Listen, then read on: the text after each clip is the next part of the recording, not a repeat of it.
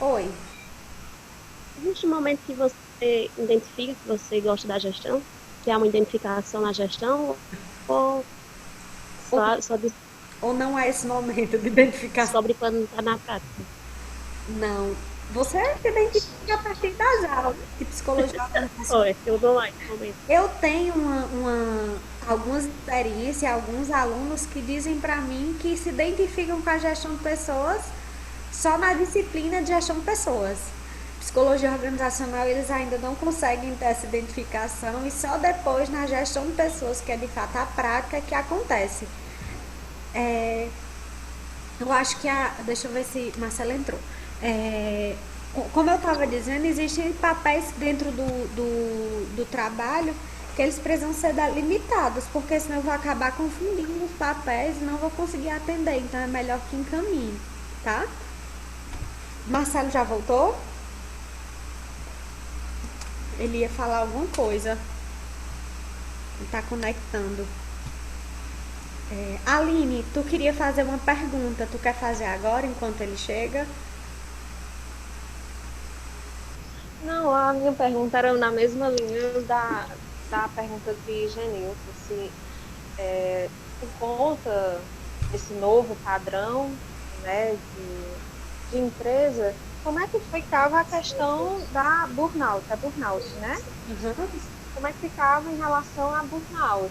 Se é recorrente, se não é, e como explicar isso ao colaborador, ou ao colaborador não, ao empresário, porque a dificuldade é chegar a ele, explicar a ele, não é? E às vezes o trabalhador ele precisará se afastar ou não, e como é isso? Se é recorrente, né? No caso, a pergunta inicial seria isso: se é recorrente aqui ou nas experiências. No meu Se puder caso, responder, agradeço. estão me ouvindo? Faz Oh, um tá sinal ok. de legal. No meu caso, eu também faço consultoria, né? E eu prestei uma consultoria a uma determinada empresa aqui de Juazeiro, e a demanda deles realmente foi isso. Foi uma funcionária que colocou um atestado que o CID era burnout. Quando esse atestado chegou até o RH, e foi apresentado aos gestores, eles se assustaram e contactaram advogado e se preocuparam e começaram a perceber a necessidade de entender o que estava acontecendo dentro da instituição. Então, muitas vezes, a gente está percebendo, eu que estou em contato com essa área, eu estou percebendo que as empresas estão começando a se importar mais por conta de causas trabalhistas que estão vindo com mais frequência. Então, isso é como se estivesse fazendo com eles, com que eles tivessem essa tomada de consciência. Quando eu cheguei dentro da empresa, que eu fiz toda a análise, né, fiz o diagnóstico institucional e apliquei uma pesquisa de clima, a gente conseguiu compreender muita demanda em relação a relacionamento com o gestor, em relação a atividades que não estavam bem distribuídas, processos realmente que são processos engessados, mas que não estavam sendo colocados em prática e que muitas vezes eles podem causar um adoecimento no funcionário. Quando eu fui fazer a devolutiva, que eu fui, marquei uma reunião com gestores, fiz a devolutiva presencial, um funcionário foi demitido na porta do RH na hora que eu estava fazendo a devolutiva. Então, o dono da empresa chegou e disse: eu não quero mais você na minha empresa, não, está demitido e pronto. Dessa forma, fecha as contas dele, disse dessa forma. Aí, quando eu percebi, depois que se acalmou, depois que o funcionário saiu, aí eu conversei com os gestores e informei para eles que a gente consegue visualizar muita demanda só observando, e que eu observei aquilo e que aquilo ali tinha interferido na equipe de trabalho, como eles estavam atuando naquele momento. Aí começou todo o processo de tentar sensibilizar de que há uma necessidade de escutar os funcionários. As empresas hoje, de um modo geral, elas pecam muito em não querer escutar o que é que o funcionário está passando. E quando eu falo escutar, não é você chegar e ficar conversando, perguntando se ele está bem. Não, uma simples pesquisa que você faz, simples que eu digo, mas é complexa. Quando você aplica uma pesquisa, você consegue ter muitos dados. E você pode fazer intervenções pontuais que conseguem ter um bom resultado. Leila, tu quer falar? Pode ir. Uma pergunta, é, Aline, né? Oi. Aline, então, quando você presenciou essa situação, né, de o funcionário estar sendo desligado naquele momento, e você tem essa liberdade de falar com o gestor e assim não corre o risco também de você ser desligada? Ou vocês Sim, têm essa liberdade? deixa eu explicar para vocês. Isso que aconteceu foi numa empresa que eu prestei consultoria. Não foi na empresa que eu trabalho, tá? A empresa que eu trabalho é a Anjo da Guarda e essa empresa eu prestei consultoria nessa demanda pontual. Então, lá como eu estava fazendo esse processo de consultoria, foi um dado que eu peguei na hora e que eu não podia perder essa oportunidade de dizer a eles que eles precisavam melhorar. Então, eu deixei, o funcionário saiu, a gestora de RH falou com ele, depois que ele saiu, que ele foi embora. Aí, quando os gestores chegaram para a reunião devolutiva, eu já iniciei a reunião falando isso. Eu já iniciei a reunião falando que o relatório de 25 páginas que eu tinha feito não ia servir de intervenção. Se, por exemplo, isso que aconteceu não tivesse uma reflexão sobre isso. Aí eles me escutaram e perceberam a necessidade. Hoje eu estou acompanhando a gestora de RH de lá nos processos. A gente está fazendo trabalho de engajamento de equipe. Então, hoje eu estou acompanhando a atuação dela, que foi o que foi me solicitado. Então, está dando certo e eles começaram a desmistificar essa questão de liderança autocrática, porque isso não existe mais. Né, já passou desse tempo, hoje a liderança tem que ser situacional, a gente tem que se adaptar ao que está acontecendo, e os gestores das empresas, eles têm que ter essa tomada de consciência antes que seja tarde demais.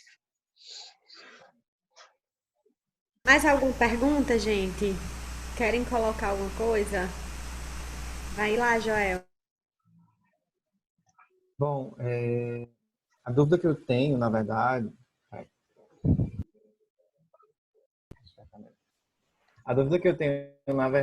é sobre a questão da equipe que o psicólogo trabalha nessas organizações, principalmente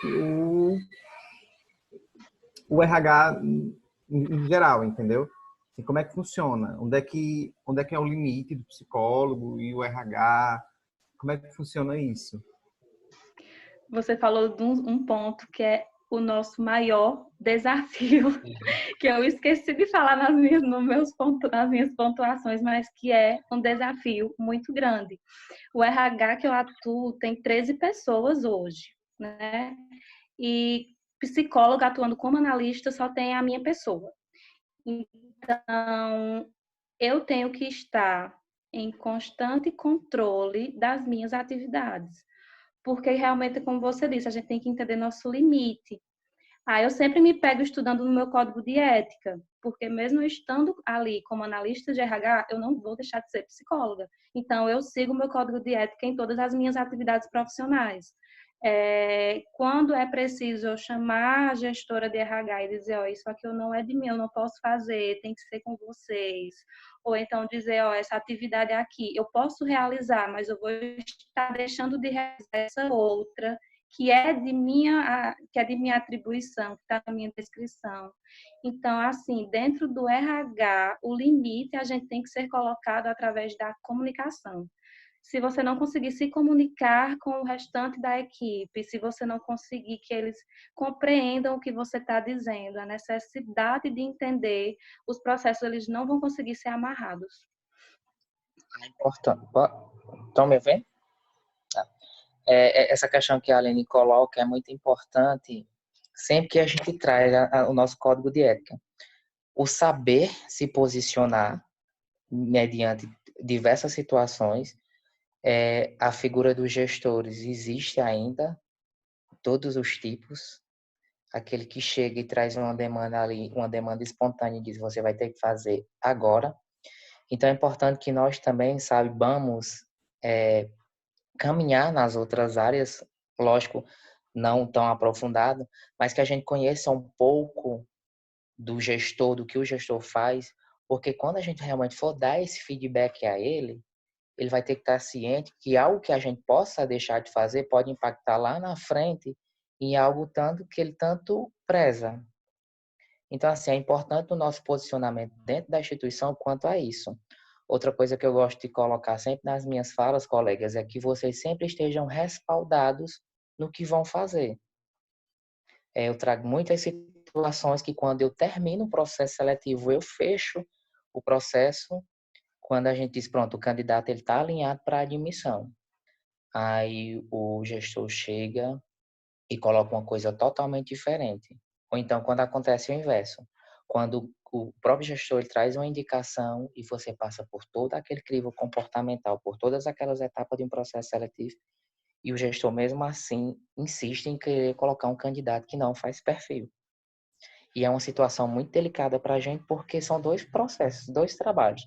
Um primeiro de admitir e o outro nos primeiros 45 dias ou nos 90 dias, nos 3 meses, você vai ter que demitir aquela pessoa.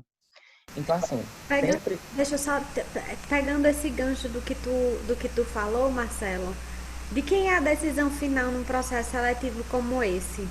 Sua Ótimo, enquanto psicólogo ou do gestor? E aí a pergunta vai para a Aline também. pronto. Até...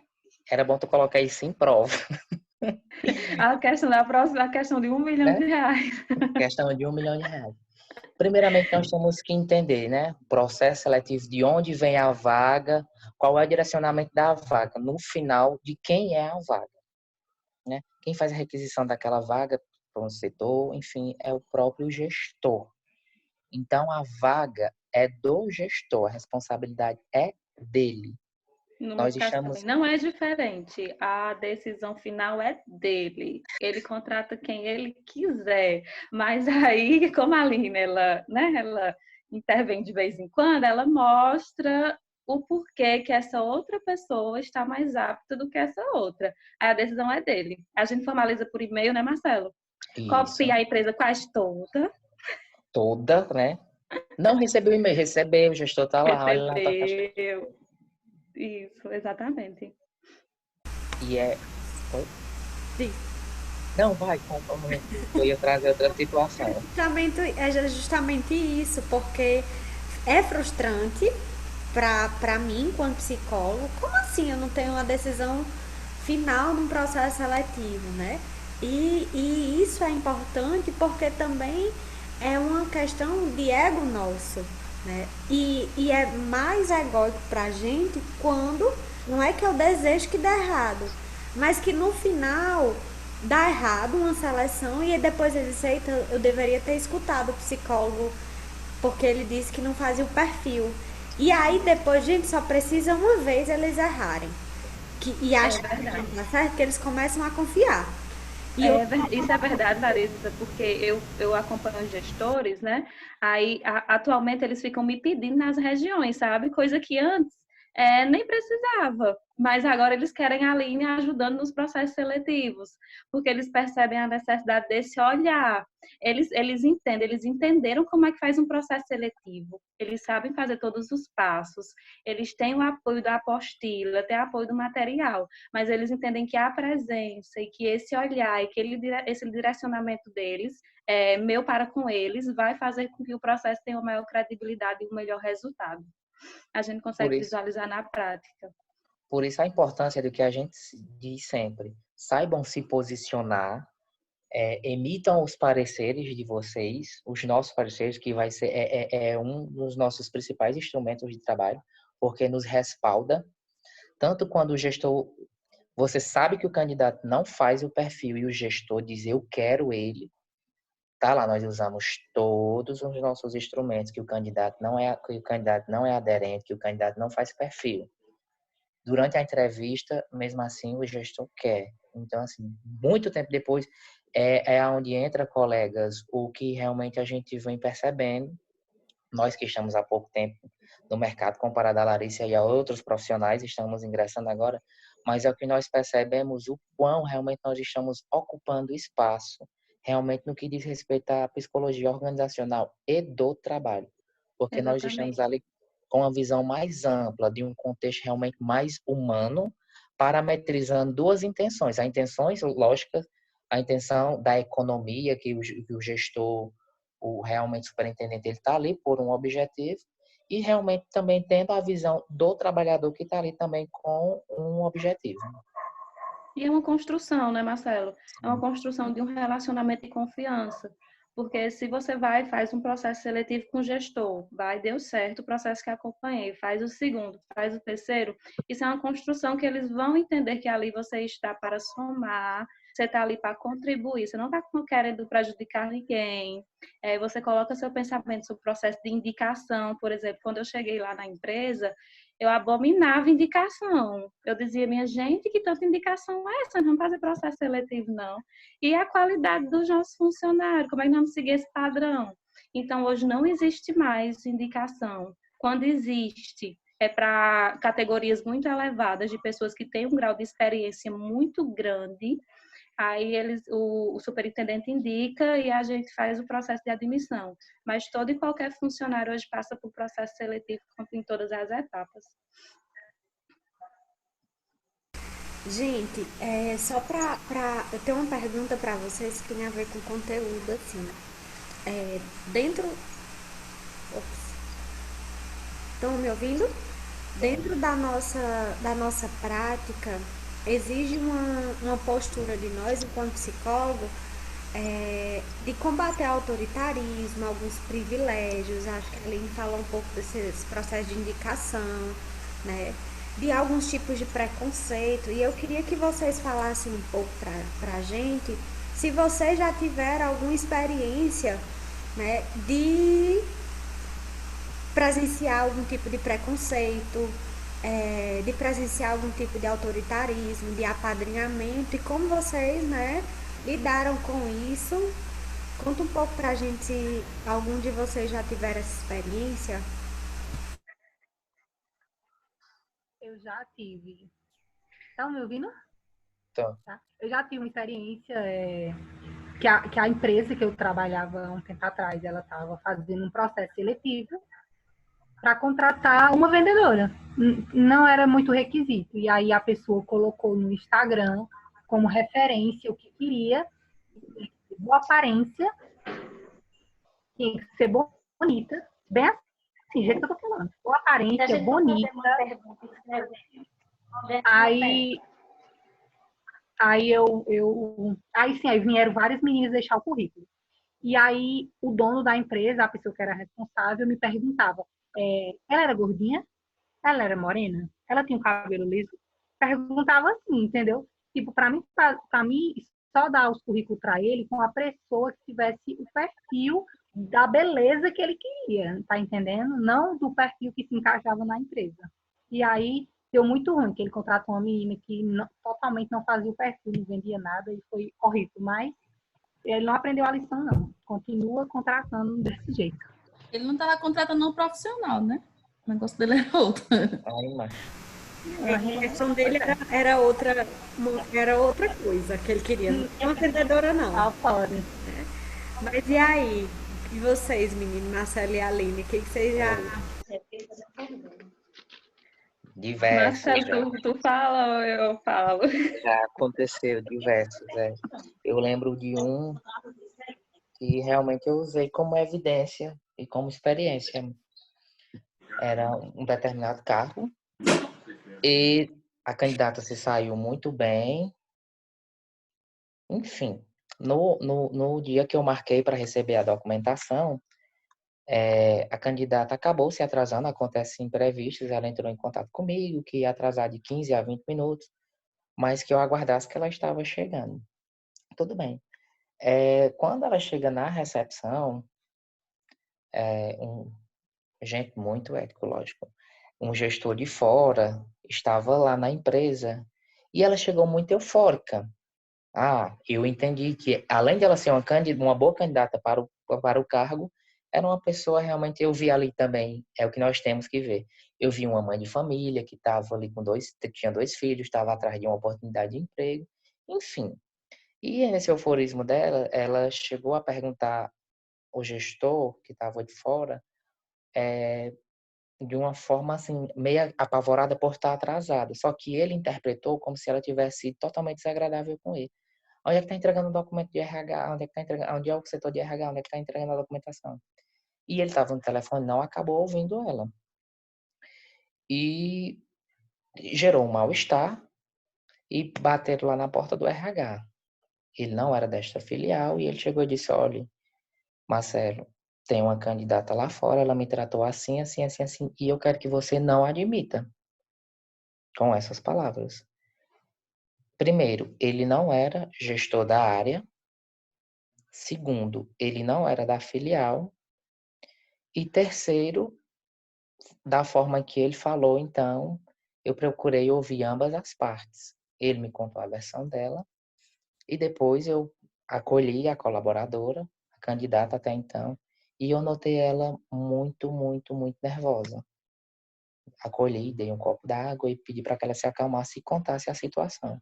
Resumindo, eu entendi que da forma que ela chegou, com medo de perder a vaga, processo seletivo e entregar a documentação, e o gestor estava resolvendo outra demanda. Então, assim, foram situações diferentes, interpretações diferentes dentro de uma mesma situação. E ele agiu com autoritarismo. Então, da mesma forma que eu dei um feedback a ela, eu dei um feedback a ele. Colegas, e mesmo assim, ele insistiu em não admitir.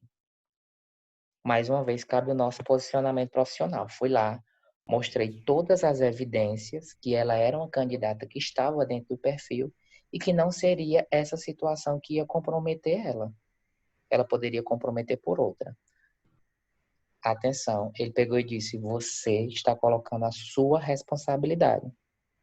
Olha aí o tamanho da coisa. Por trazer ela para a empresa. Gente, eu posso até ter errado, mas eu apertei na mão dele e disse, eu assumo a responsabilidade. Dentro de 3 meses eu lhe dou um feedback. Ai, arrasou. Colegas, e acreditem, hoje ela é uma das nossas melhores colaboradoras. Até hoje ela lembra dessa situação. Ela disse, nunca ninguém me deu um voto de confiança como você me deu. Então, assim, é uma faca de 2 gumes. Eu poderia ter errado e ter arcado com a consequência de ele ter chegado para mim e ter dito, olha, naquele dia que eu pedi para você não admitir essa pessoa, você não era para ter admitido. Mas esse exemplo se dei bem, né? É o que a gente deve enxergar. São diversas situações. E tu, Aline, conta pra gente. Ah, gente, são muitas, muitas Muitas. situações e a gente tem que ser resistência dentro da instituição mesmo, sabe? Eu não vou falar, eu não vou entrar em detalhes por questões éticas, mas sim, eu já deparei com preconceito, já me deparei também com situações de pessoas não quererem admitir homossexuais, por exemplo. Não, eu não quero um homossexual na minha equipe de trabalho, eu não admito. Então, naquele momento, eu fui flexível, eu não fui tão incisiva como o Marcelo foi, né? Mas aí eu sempre procuro depois tocar na ferida. Aí, no programa de desenvolvimento de liderança, que eu faço com todos os gestores do departamento comercial, eu apliquei uma dinâmica que fala exatamente sobre isso. Acho que vocês já ouviram falar, que é a do abrigo subterrâneo, que é quando morrer a cidade inteira, quem você vai salvar. Apliquei, a gente fez uma reflexão e a gente colocou o gestor para pensar e a gente conseguiu fazer uma construção bem bacana. Então, acredito que a gente tem que procurar meios de conscientização. Se você não consegue naquele momento bater de frente, que eu digo é ter esse posicionamento mais incisivo, mas você não deixar passar. Você fazer de alguma maneira que essa pessoa tome consciência de que aquilo está errado. Marcelo, fizeram uma pergunta para ti aqui, se o senhor também é chamado para atender a família no hospital quando uma pessoa morre. Se o teu atendimento também vai para essa demanda. Ah, essa pessoa me viu semana passada, foi. Gente, é o que a gente costuma colocar muito. A Aline já colocou, Larissa já colocou muito bem a questão do nosso código de ética e para que nós estamos ali na instituição. Eu estou lá como analista de RH, nos processos de RH da empresa. Vocês vão encontrar muitos gestores que vão acabar confundindo, ou até agindo de boa intenção, dizer assim, vai ali, faz essa escuta, aí vai ali, faz esse acolhimento. Nós não podemos, é uma limitação nossa. Eu estou lá contratado para outros processos. Mas aconteceu uma situação, acabou um falecimento dentro do hospital, e o gestor, comovido com a situação, foi uma situação triste, e ele disse, Marcelo, você poderia, ele perguntou, ele não impôs, você poderia fazer um acolhimento enquanto a família não chega? Então, assim, são coisas que estão dentro do nosso código de ética e são coisas realmente que lhe humaniza, lhe faz humano. Meu código de ética, jamais eu vou negar um acolhimento a um sujeito que esteja necessitando. Eu não vou acompanhar, eu não vou atender. Eu vou apenas acolher aquela demanda. Eu acolhi a demanda, esperei a família chegar e também dei a orientação do que poderia acontecer. Se necessitasse de um apoio psicológico, onde poderia encontrar ajuda. E da mesma forma eu me direcionei ao meu gestor. Olhe, X, eu entendo a sua boa intenção em realmente estar comovido com aquela situação, mas não faz parte da minha atribuição quanto analista de RH. É importante a gente deixar sempre essas coisas claras.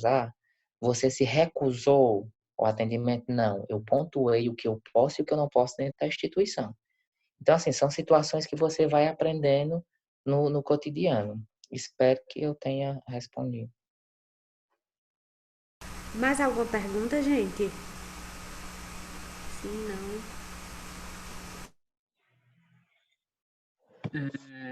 Eu acho que foi a Aline que falou alguma coisa com relação à diferença que ela fazia de equipe de trabalho e grupo de trabalho. E aí eu queria só entender isso. Eu acho que é uma coisa teórica que a gente não viu ainda, né? A gente vai vendo Aham. eu acho que vocês vão ver bem muito. Acho que a Muito. Aline vai conseguir te explicar. Quando a gente fala em grupo de trabalho, né, o grupo de pessoas, são várias pessoas que elas têm objetivos próprios. Cada um tem um objetivo diferente do outro. Já uma equipe de trabalho, não. Todas as pessoas dentro daquele âmbito trabalham com um objetivo. Então, o que diferencia, por exemplo, uma equipe de vendas, quando eu digo equipe de venda, vocês formam uma equipe, são 5 pessoas que têm o objetivo de bater a meta no final do mês. Então, é o objetivo de todos e que um trabalho interfere no do outro. Basicamente, a diferença de grupo e equipe seria essa. Larissa pode me corrigir se eu estiver errada. Tá certo. Grupo é quando Isso. eu tô em agrupamento, mas para atingir um resultado não dependo do outro. Em equipe eu preciso atingir o resultado junto. E isso toca no coração dos gestores, viu? Quando a gente fala isso para eles chegam a se atentam. Eita, porra, eu preciso de equipe, eu preciso de grupo, não. Aí eles entendem a necessidade e eles ficam, como é, Aline? Quais são os passos? Aí eu falo para eles, para formar uma equipe, primeiro você tem que conhecer a sua equipe, conhecer todos os membros. Depois de conhecer, você vai definir papel. Depois que você definir papel, eles não vão aceitar os papéis que vocês definirem. Aí vai vir os conflitos. Depois dos conflitos, vocês solucionam. E, por último, você vai realizar a atividade. Todos esses passos são os passos para formar uma equipe de trabalho. Vale, Aniele. Eu queria perguntar assim, porque existe uma grande diferença, tipo, de você trabalhar, o psicólogo organizacional trabalhar numa empresa que tem muitos funcionários, numa grande empresa, e já numa empresa menor. Que você lida diretamente com o dono. Na outra, você tipo, lida com o gerente. Não lida... Assim, qual é a diferença? Como agir? Entendeu? Assim, tipo isso. Deu para entender? Entendi. Eu entendi mais ou menos a tua... Eu acho que eu posso te explicar por conta que, assim, não sei se no caso de Marcela é da mesma forma, mas no meu caso, como é departamentalizado, é como se o departamento fosse uma empresa pequena dentro da empresa grande. Então, nós temos o diretor, que é o dono de todas as empresas que formam o grupo, e nós temos o departamento comercial, que é composto pelo superintendente comercial, que comanda tudo, né, daquele departamento.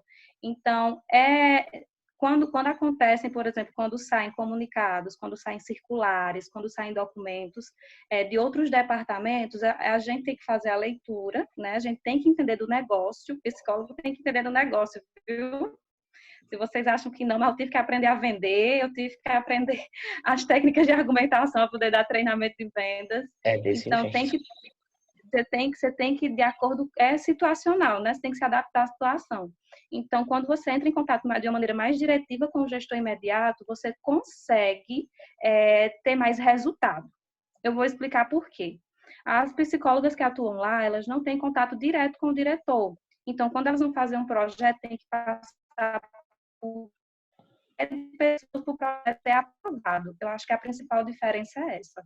No meu caso, não. Eu apresento para o superintendente, ele aprova e a gente já começa a fazer no outro dia, se for possível.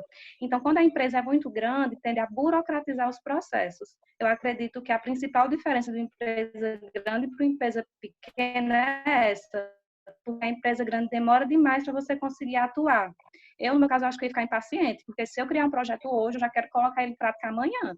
Aí, se for uma empresa grande, tem que passar pelo setor tal, pela aprovação de fulano, de cicrano, para poder colocar em prática. Eu vejo dessa forma, que a principal diferença seria essa. Eu complemento a resposta de Aline dessa forma também. Vocês, não sei se chegaram a ver ainda, vocês vão ver os vários modelos, o clássico, o burocrático. Já viram? Pronto. Depois, né? Eles vão ver esses modelos e Sem vocês spoiler, Marcelo. vocês vão entender mais ou menos realmente o que nós estamos querendo colocar. Como eu trabalho realmente em uma grande empresa, a Juazeiro do Norte é uma das matrizes do grupo Apvida. Então, assim, diferente de Aline que chega e senta com o projeto e ela diz, amanhã nós vamos começar. Que o gestor dela dá ok? Não.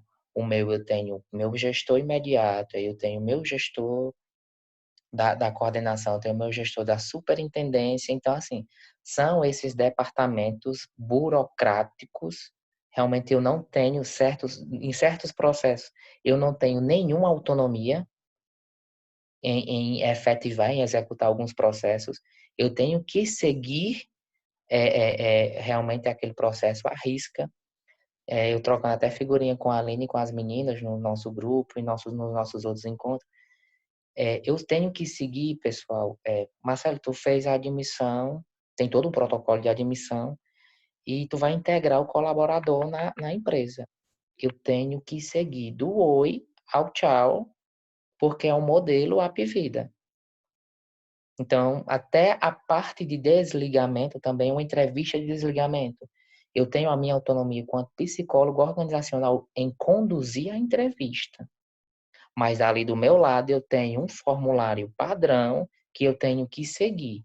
Então, assim, o que realmente diferencia os portes das empresas realmente é a questão da burocracia organizacional e desses contatos com diversas situações que você tem ou não tem autonomia, que você tem quando não contato com o gestor, mas isso você vai se adequando com o tempo. Gente, eu vou encerrar essa live porque só falta 5 minutos e eu abro outro link, porque eu ia fazer a última pergunta e aí depois eu vou abrir pra gente discutir sobre a nossa AV1 e aí não vai caber nesses 5 minutos, tá bom? Eu encerro e mando novamente o link pra vocês. Tudo bem?